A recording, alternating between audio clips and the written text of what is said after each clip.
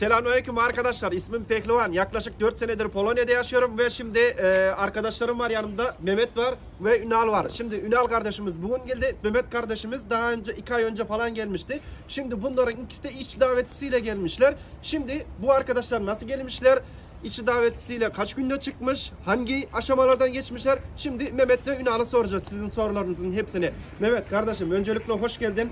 Şimdi kendi tecrübelerinizden bizi izleyen arkadaşlarımıza Polonya'da yaşam nasıl? Buraya geldikleri zaman bir şeyler kazanabilirler mi? Türkiye şartlarına göre iyi mi kötü mü? Onlarla ilgili bir anlatsan. Peki. Öncelikle herkese merhaba arkadaşlar. İsmim Mehmet. Mersin'den geliyorum buraya. Şu anda Varşova'dayım.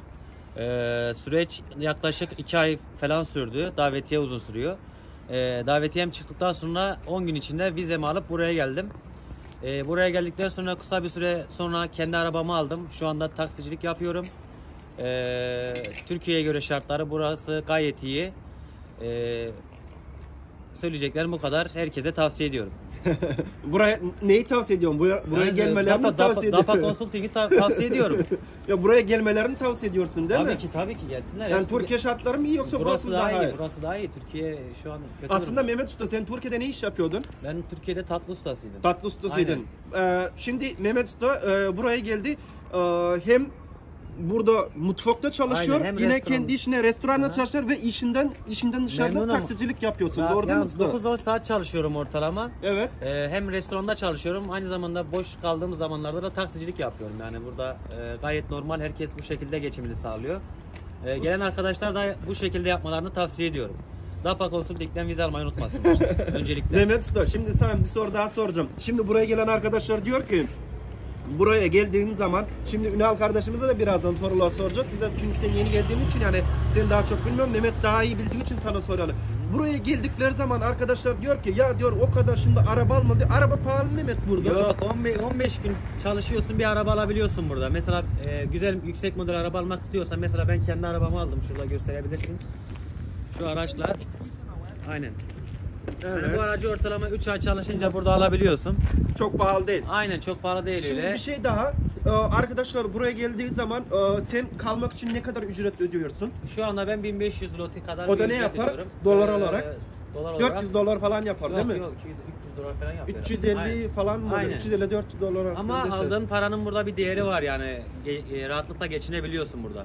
Evet. Türkiye şartlarıyla kıyaslamayın. Şimdi soruyu Ünal kardeşimize soruyoruz. Ünal çok soğuk dışarı. Biliyorum Evet. sana şöyle bir çay koyayım. Sen bir çay da iç. Soğuktan yani titriyoruz ya. Çay Aynen. olmazsa ne yaparız? Ya bizimle 2-2,5 ay sürecinde davetiyemiz Davetiyeniz. geldi. Davetiyeden sonra e-konsulata döndü bizim vize randevu işleri. Evet.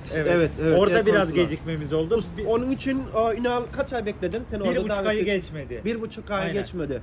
Anladım. Ondan sonra sen hangi şehirden başvurunuzu yaptınız? İstanbul'dan başvuruyu yaptım. Başvuruyu yaptıktan sonra benim 5. gününde kargo dahil vize elime ulaştı. Abi 5 günde mi? 5 günde geldi evet. Ciddi 5 olamazsın. günde geldi. 5 Ayın günde geldi. 14'ünde başvuru yaptım. 20'sinde kargoyla benim elime geldi. Vize Pardon, evet. 21'inde kargo bana teslim oldu evime. Bolu'ya. 21'inde. Evet. Çok iyi abi bu mükemmel. Zaten uçak bileti tarihinden de gösteririz en kötü. Ben uçak biletimi bile yani 10 gün önceden aldım. Ayın 22'sinde aldım. Aha. Bugün ayın 2'si. Doğru değil mi? Senin daveti kaç ayda çıktı? Benim Ünal? davetiyem biraz o ara bir sıkıntılar vardı. Hani biraz süreçler uzadı. Benim daveti 70-75 gün max. Yani 2 ay ile 3 ay arasında çıkıyor genellikle. Aynen. Şimdi arkadaşlarım ben de kendi tecrübelerimden biraz bahsedeyim. Burada davetiyeler ortalama 2 ay ile 3 ay arasında çıkar. Aynen, evet. Daha hızlı çıkan davetiyeler de var. Ona göre onlar çok nadir bulunur. Evet. Çok hızlı çıkan davetiyeler. 2 ile 3 ay arasında sizin davetiyeniz çıkıyor. Davetiyeniz çıktıktan sonra Mehmet VFS Global'dan o zamanlar bot sistemiyle Aynen, randevu alıyorlardı. aynen. Hani yarına da alabilirsin, 10 gün sonraya da alabilirsin. Aynen. O zaman Şimdi öyle e-konsulata döndü aynen. Şimdi arkadaşlar e-konsulata döndü. Mesela Ünal e-konsulat sistemiyle geldi.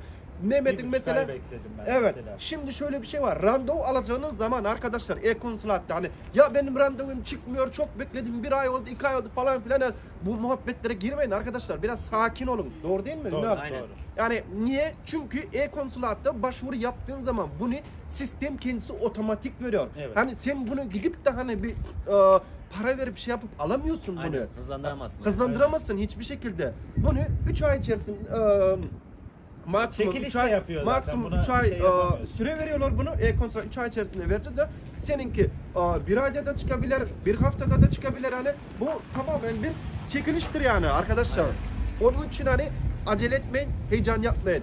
Ve şimdi usta, siz aldığınız zaman başvuru yapan çok oldu mu sizde? Vardı. Başvuru yapan çoktu. Evet. Nasıl red alanlar oldu mu? Yani iptal alanlar oldu mu? Mutlaka Daha çok yani olmuştur. duydun mu sen bunları? Yani ben duymadım red alanları ama yani vize bekleyip de red yiyenler hani Bolu'da kendi Bayağı memleketimde arkadaşlarım vardı evet. Evet bayağı çok.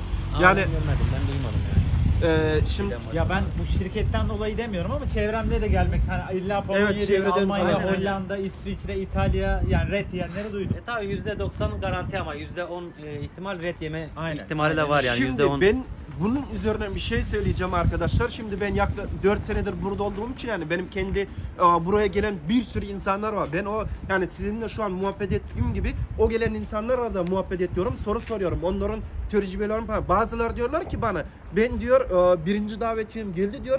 Red aldım diyor. Sonra tekrar ikinci defa davetiye çıkartmışlar. Yine red almışlar. Üçüncü defada gelenler var. Bazı arkadaşlar dördüncü defada bile buraya gelen arkadaşlar var. Şimdi ben buraya şunu söylemek istiyorum. Arkadaşlar yani kim size bu vize işinde garanti veriyorum diyorsa bu inan ki inanmayın. Yani bu İnanmayın. yalandır. Aynen. Kimse bunu %100 garanti veremez. Sizin başvuru yapacağınız şirket sadece şuna garanti verebilir. Sizin çalışma davetiyesini gönderecekler ya, hani ona garantisini verebilirler. Hani bunu sahte olmayan bir orijinal bir davetiye göndereceklerine. O bir iki bunlar sizin orada hani tüm evraklar falan hazırlarlar. Ona garanti verebilirler. Şimdi senin davetiyen şunu duydum ben çok bunu yapan arkadaşlara soruyorum hani danışmanlıklara soruyorum. Adam diyor ki 10 tane arkadaş diyor aynı evrak aynı davetiye abi, tamam mı? Git diyorlar konsolosluğa veriyorlar. Hani 6 kişi diyor vize alıyor diyor. 4 kişi diyor 9. ve 10. maddeden red diyorlar ya. Bu yani şirketin elinde olan bir şey değil arkadaşlar. Bu konsolosluğun elinde olan bir şey. Yani sana ihtiyacı varsa vizeyi verir, sana ihtiyacı yoksa da vizeyi vermez.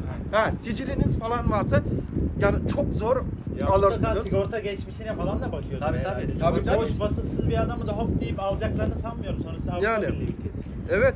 Hani onun için hani size kim %100 garanti veriyorum. Konsoloslukta dayım var, amcam var, o var, bu var falan filan diyorsa inanılır mı? Hayır, diyorsun? hayır. İnanmayın öyle kişilere inanmayın.